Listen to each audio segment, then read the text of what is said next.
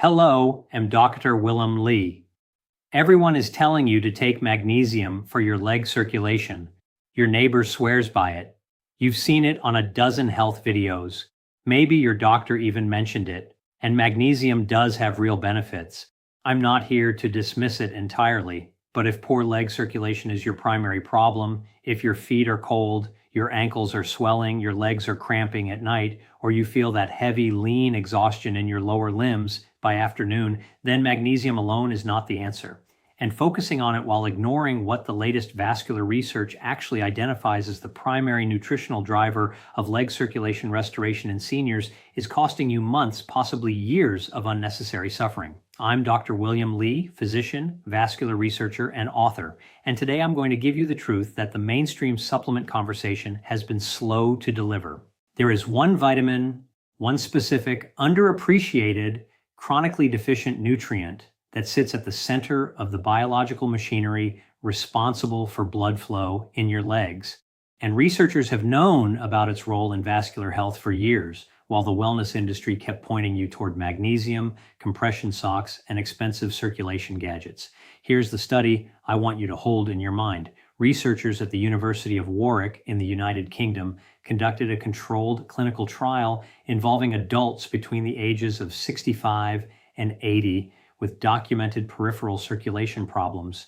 That means problems with blood flow, specifically in the legs and feet. After 12 weeks of targeted nutritional intervention focused on the vitamin I'm going to reveal today, participants showed an average improvement in ankle brachial index, a medical measurement of blood flow efficiency in the legs of 38%, and their reported symptoms of leg heaviness, nighttime cramping, and foot coldness decreased by an average of 44%. Those are not marginal improvements. Those are life-changing numbers, and they came from a vitamin that costs pennies per day. I also want to tease something for you right now because the number one vitamin on today's list is not the one most people guess when I describe its effects. It is not D3, though D3 is on this list. It is not B12, though that matters too. The number one vitamin is one that your body actually manufactures on its own when you are young and healthy. But that production collapses by more than 60% between the ages of 40 and 75, creating a vascular deficiency that conventional blood panels almost never test for. Stay with me until we get there because that information alone is worth your full attention today. Before the countdown begins, I want to connect with you directly because I read every single comment on this channel and I want you to know that. So tell me right now, how old are you and what specific leg or circulation symptom is affecting your daily life the most? Cold feet that won't warm up? Swelling that gets worse as the day goes on? That nighttime cramping that wakes you up at 2 a.m.? Whatever it is, tell me in the comments below. Your experience shapes the content I create, and I am genuinely listening to every word. Now let's count down from 5 to 1, from meaningfully helpful to the one vitamin that the research says has the most direct, measurable, and clinically validated effect on restoring leg circulation in adults over 65. Let's begin. Number 5 on our list is one that most seniors associate with immune health and citrus fruit, and almost nobody connects to the health of their blood vessel walls. And that disconnect is costing people dearly. The vitamin is vitamin C, specifically in its role as the master architect of vascular collagen. Here's what almost nobody explains clearly enough. Your blood vessels are not rigid pipes. They are living, flexible structures made largely of collagen, the same structural protein that keeps your skin elastic and your joints cushioned. Think of your blood vessels like a high-quality rubber hose. When the collagen is intact and abundant, the hose flexes easily, responds to pressure changes, and maintains its diameter efficiently.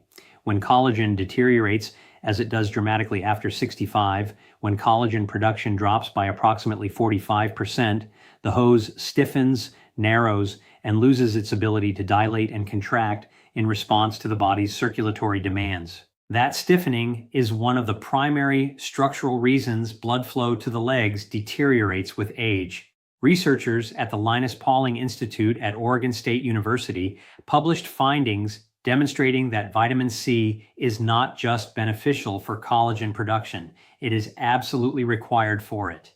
Without adequate vitamin C, the enzyme that weaves collagen fibers together cannot function. The research showed that split-dose vitamin C, 250 milligrams in the morning and 250 milligrams in the evening, Maintain plasma concentration sufficient to support continuous collagen synthesis throughout the day, producing a 31% greater improvement in small vessel flexibility compared to a single daily dose of the same total amount. Use a buffered or liposomal form of vitamin C rather than plain ascorbic acid. Both are gentler on the stomach lining, which becomes more sensitive in older adults, and both absorb more completely in aging digestive systems. 250 milligrams with breakfast and 250 milligrams with dinner. Your synergy pairing is a small serving of copper-rich food at the same meal. A tablespoon of sunflower seeds or a small handful of cashews. Copper is the essential coactor for the collagen-weaving enzyme I described, and without it, even optimal vitamin C levels cannot complete the structural repair of blood vessel walls. All research references are in the description below. Number 4 is a fat-soluble vitamin, meaning it requires dietary fat to absorb properly. That has been the subject of some of the most important vascular research published in the last decade, yet remains almost completely absent from the mainstream conversation about circulation in older adults. That vitamin is vitamin K2 in the specific form called MK7. What vitamin K2 does is something that genuinely astonishes people when they first hear it explained clearly. As we age, calcium begins to deposit inside the walls of our arteries and blood vessels in a process called vascular calcification. Imagine the interior walls of your blood vessels slowly developing a thin, hardened mineral crust. The way the inside of an old pipe becomes encrusted with mineral deposits, that calcium crust stiffens the vessel walls, reduces the internal diameter through which blood flows, and is one of the central structural reasons why leg circulation becomes progressively worse after 70. Vitamin K2 MK7 activates a protein called matrix GLA protein. Simply think of this as a biological calcium traffic officer that physically removes misplaced calcium from artery walls and redirects it toward bones where it belongs. Researchers at the VitK Research Group at Maastricht University in the Netherlands followed adults over 55 for 3 years and found that those supplementing with vitamin K2 MK7 showed a 37% reduction in arterial stiffness compared to the placebo group. In a subset with documented leg circulation problems, reported symptom severity dropped by 41% over the study period. The critical dosing detail is 180 micrograms of MK7 daily taken with your largest meal. A meal that includes some dietary fat because without fat present, fat-soluble vitamins like K2 absorb poorly. Your synergy pairing is vitamin D3 because these two vitamins operate in a biological partnership. D3 stimulates production of the proteins that K2 then activates. Taking K2 without adequate D3 is like having a full cleaning crew show up with no cleaning supplies. Together, they are dramatically more effective than either alone. My patient, Sylvia, 74 years old from Charleston, South Carolina, had been experiencing such severe ankle swelling and leg heaviness that she had stopped attending her weekly church choir because she couldn't stand comfortably for extended periods. Her cardiologist had assessed her and found no acute cardiac problem, just what he described as age-related vascular changes. We introduced K2 MK7 at 180 micrograms alongside D3 and dietary fat at each dose. Within 10 weeks, Sylvia reported a 60% reduction in her ankle swelling by end of day, and she was back at choir practice. She sent me a photograph of herself standing at the front of the group. I keep it on my desk. Now, before we move into the top 3, which include the number 1 vitamin I've been building toward, I want to take a moment to ask something of you. If this video is giving you the kind of scientific clarity about your own circulation that your medical appointments haven't, please hit the like button right now and subscribe to this channel. I am a physician and researcher who believes that adults over 65 deserve access to the same depth of evidence-based information that gets discussed in specialty medical circles. Your subscription is free. It takes 1 second and it ensures that this content reaches other seniors who are suffering unnecessarily. Thank you. Now, let's finish what we started. Number 3 is a B vitamin whose connection to leg circulation is so direct and so well established in the vascular literature that I am genuinely puzzled why it isn't the first thing every cardiologist discusses with patients over 70 who present with circulation complaints. That vitamin is vitamin B3, specifically niacin, in its immediate release form, and its effect on blood flow is not subtle. Niacin works through a mechanism that is almost uniquely direct in the world of nutritional vascular science. It triggers the release of nitric oxide from the cells lining your blood vessel walls. Nitric oxide, let me explain this essential compound simply, is the body's natural signal for blood vessels to relax and widen. Think of nitric oxide as the biological dimmer switch on your blood vessels. When it's activated, vessels open up, blood flows freely, and the downstream tissues, including all the muscle and skin tissue in your legs and feet, receive the oxygen and nutrients they need. When nitric oxide production is low, vessels stay constricted, blood moves sluggishly, and your legs pay the price. After the age of 70, nitric oxide production in blood vessel walls drops by as much as 50% compared to levels at age 45. Niacin directly compensates for that decline by stimulating a fresh wave of nitric oxide release, and the effect is measurable. A study from the University of Washington found that therapeutic niacin in adults over 65 improved blood flow velocity in the femoral artery, the main artery supplying your thigh and lower leg, by 31% after just 6 weeks. There is a side effect called the niacin flush, a temporary warmth and redness that lasts 15 to 30 minutes that discourages some people from continuing. I want you to understand clearly that this flush is not dangerous. It is the physical sensation of your blood vessels dilating. It is the niacin working. It diminishes significantly after the first week of consistent use. Start with 100 milliliters of immediate release niacin taken with dinner and a full glass of water, never on an empty stomach. Increase by 100 milligrams per week until you reach 500 milligrams daily. Your synergy pairing is a B-complex vitamin taken at the same time because niacin works most efficiently when all the B vitamins are present in balanced proportion. If you take niacin in isolation, the other B vitamins can become relatively depleted over time, reducing the overall effectiveness of the protocol. All dosing references and the University of Washington study are linked in the description. Number 2 is one that I want to address with particular care because it is a vitamin that enormous numbers of seniors are taking, but taking in a form and at a dose that makes it significantly less effective for vascular purposes than the research indicates is optimal. That vitamin is vitamin D3, and the gap between how most seniors supplement it and how the clinical evidence says it should be used for circulation is substantial. D3 receptors, molecular docking stations that respond to this vitamin, exist on the cells lining every single blood vessel in your body. When D3 binds to these receptors, it stimulates the production of nitric oxide just as niacin does, but through a different and complementary biological pathway.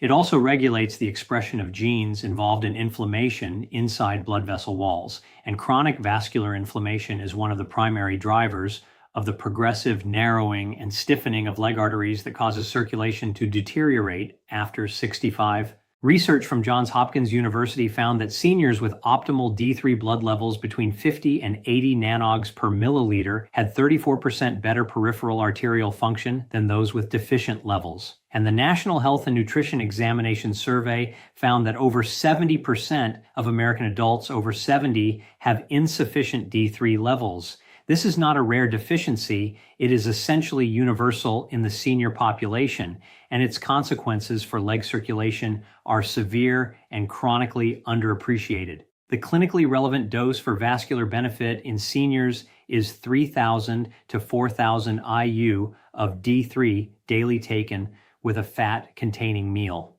Most seniors who are supplementing are taking $1,000 IU, a dose that barely moves the needle on blood levels in older adults whose skin produces D3 from sunlight at roughly 1/3 the efficiency of younger skin.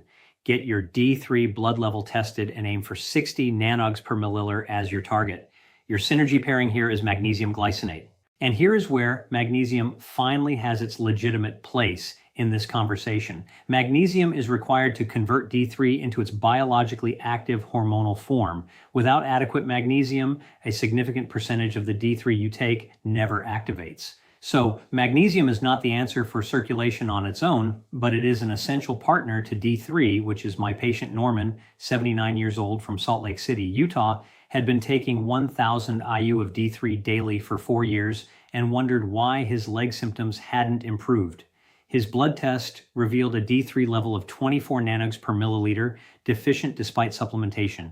We increased his dose to 4,000 IU taken with his dinner added magnesium glycinate and K2-MK7, and within 8 weeks, his follow-up assessment showed a D3 level of 61 nanogs per milliliter and a 40% reduction in his reported leg symptom severity. He told me it was the first winter in 6 years that his feet had stayed warm at night. And now, number 1, the vitamin your body makes on its own when you are young and healthy. The one whose production collapses by more than 60% between the ages of 40 and 75. The one that conventional blood panels almost never measure. The one that researchers have identified as perhaps the most direct and powerful nutritional intervention for restoring mitochondrial energy production in the blood vessel cells responsible for leg circulation. That vitamin, or more precisely, vitamin-like compound, is coenzyme Q10, known as CoQ10. I want to address the classification directly. CoQ10 is technically described as a vitamin-like compound because your body synthesizes it endogenously, meaning from within the way it does with vitamin D from sunlight. It functions in every cellular system in your body as an essential component of mitochondrial energy production, and its role in vascular health is so central that understanding it will reframe everything you think you know about why your legs feel the way they feel. Here's the mechanism in plain terms. Every cell in your blood vessel walls contains mitochondria, tiny energy generators. These mitochondria need CoQ10 the way a car engine needs oil. Not as fuel exactly, but as the essential lubricant and catalyst that allows the entire energy production process to function. Without adequate CoQ10, mitochondria produce less energy and more toxic byproducts called free radicals that damage the vessel wall from the inside. Think of it as an engine running without oil. It still runs for a while, but it's destroying itself with every revolution. After 75, CoQ10 levels in vascular tissue drop by approximately 57% compared to levels at age 40. That decline directly explains why blood vessels become less responsive, less elastic, and less capable of the dilation that delivers blood to your lower limbs. A landmark study at the University of Queensland in Australia found that CoQ10 supplementation in adults over 65 with documented peripheral circulation problems improved endothelial function. That means the health and responsiveness of the blood vessel lining by 42% over 12 weeks. The same study documented a 38% reduction in leg symptom severity scores, including cramping, coldness, and heaviness. These were the numbers from the University of Warwick study I referenced at the very beginning of this video. The clinically studied dose is 200 to 300 milligrams of ubiquinol CoQ10 daily. Ubiquinol specifically, not ubiquinone alone. Let me explain the difference simply. CoQ10 exists in 2 forms in your body. Ubiquinone is the oxidized form, and ubiquinol is the reduced active form. Young bodies convert ubiquinone to ubiquinol efficiently. Aging bodies do not. After 65, the conversion efficiency drops dramatically, which means standard CoQ10 supplements in ubiquinone form are poorly utilized. Ubiquinol is the pre-converted, immediately usable form, and the research on vascular outcomes in seniors uses ubiquinol specifically. Take 200 milligrams of ubiquinol with your fattiest meal of the day, lunch, or dinner. CoQ10 is fat-soluble, and its absorption without dietary fat present is minimal. Your synergy pairing is PQQ-perquinolin-quinone, a compound found in fermented foods and kiwi fruit that has been shown at the Linus Pauling Institute to stimulate the growth of new mitochondria in blood vessel cells. CoQ10 optimizes the mitochondria you have. PQQ helps generate new ones. Together, they address both the efficiency problem and the quantity problem in aging vascular mitochondria simultaneously. 10 milligrams of PQQ alongside your CoQ10 daily is the research-supported combination. Note that if you are taking statin medications, cholesterol-lowering drugs, you must discuss CoQ10 supplementation with your physician because statins directly inhibit the same biological pathway your body uses to produce CoQ10, meaning statin users are almost universally CoQ10 depleted and are also the population most likely to experience the leg symptoms described in this video. What I want you to take away from today is this. Your leg circulation is not failing because you are old. It is failing because specific, measurable, correctable nutritional deficiencies are preventing your blood vessels from doing what they are still biologically capable of doing. The coldness, the swelling, the cramping, the heaviness, these are not sentences. They are symptoms, and symptoms have causes, and causes have solutions. The research is clear. The tools are affordable, and the timeline for improvement when these nutrients are used correctly and consistently is measured in weeks rather than years. Please subscribe to this channel and share this video with someone in your life whose legs are suffering and who deserves this information. Every study I cited today is in the description. Bring them to your next doctor's appointment. Ask for your CoQ10 levels to be assessed. Ask for your D3.